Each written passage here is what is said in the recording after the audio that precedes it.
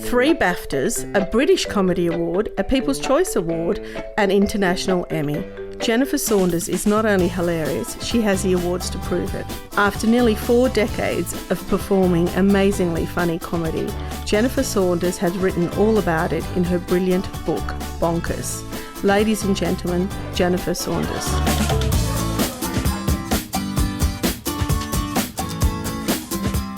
Hi Jennifer, and Hello. Welcome to the Book Circle. It's a pleasure. Now, A complete pleasure. It is a pleasure.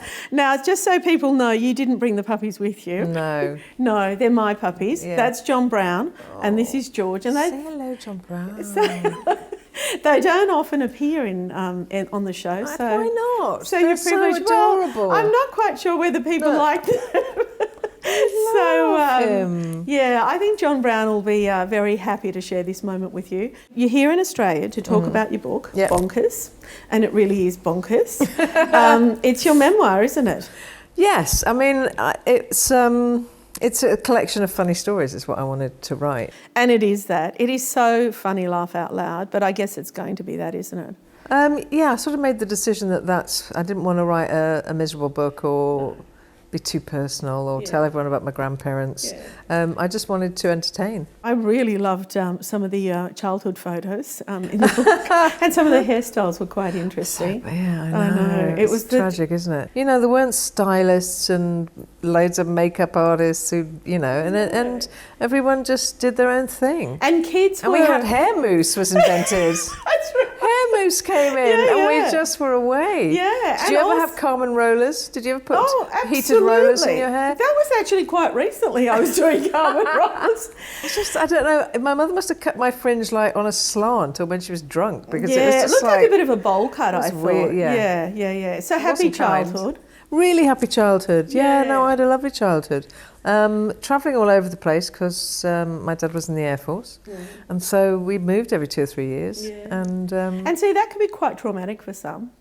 yeah, but I think it makes you very safe in your family unit. Yeah. Because that's what you travel with. Yeah. And friends and schools are sort of transitory. And so you become very secure being on your own, actually. Yeah. I was quite happy always being on my own and in my own head. So did the writing come first or the acting come first? Because you've been writing a lot of your work for some time, haven't you? Yeah, I think it sort of happened at the same time because when I met Dawn, we started to make up sketches together. So we were sort of writing and doing it at the same time. So when I met Dawn French, so tell us about that. Some great early photos. What were we thinking? Some of those outfits, really. I mean, when Dawn and I first started going on stage, we didn't even know what mascara was. Yeah, exactly. It was like, we thought a little bit of brown mascara was like way over the top. Yeah. How old were you? 22, probably. 22. Yeah, So I you think met at so. 22? So, no, I met earlier because 22 when we started working properly together. Yeah. But we met in 1977 at college. Yeah. And it was an instant No, not collaboration? instant actually. It took a while because we were in different friendship groups, and it took a while for us to realise that we got on that well. We moved into a flat with a big flat share, and we had a lot of time off. Yeah, I can imagine. And not enough money for alcohol, so we had to make our own fun. Yeah. And we just used to torture the other flatmates by making them watch us do sketches. So then there was the collaboration with Dawn French, which has probably lasted your entire life. And then you moved on to Ab Fab and Joanna Lumley. I mean, I can't even... double acts. It's all based on friendship and Again, double but I acts can't even say her name sometimes without laughing. It just... What, Joanna Lumley? I shall tell her that. I'll say there's a woman in Australia. Funny. She just is entirely funny, I think. She is entirely funny. She's entirely funny. So how did that happen?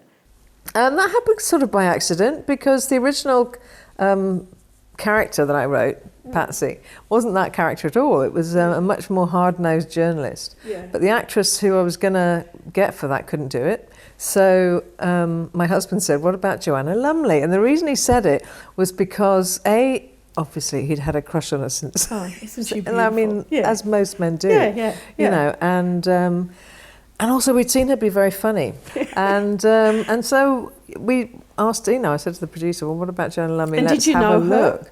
No, I'd never met her. Right. And I was quite intimidated by it in a way, you know what I mean? Well, because she's got such an aura of loveliness about her. And I'd be too scared that she'd be better than everything. Oh, she's really clever. Yeah, she's good at painting. Only redeeming feature is that she's very funny and she smokes and she drinks. Oh, so she's kind of normal. So she's got some and she faults. does have moments when she gets really, really angry, and that's a good thing to see. Yeah. Because that's normal, isn't it? Yeah, she's a normal person. So you hit person. it off straight away?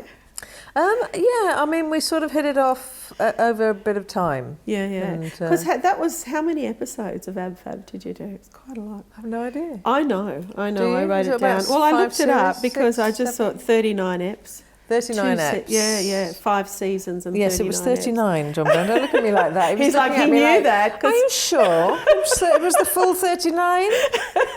Now tell me, so what about the writing process? Writing a memoir, is it, you know, do you discover things about yourself that you don't know? Well, you sort of do. Do you? Yeah, I mean, researching yourself is a really weird thing.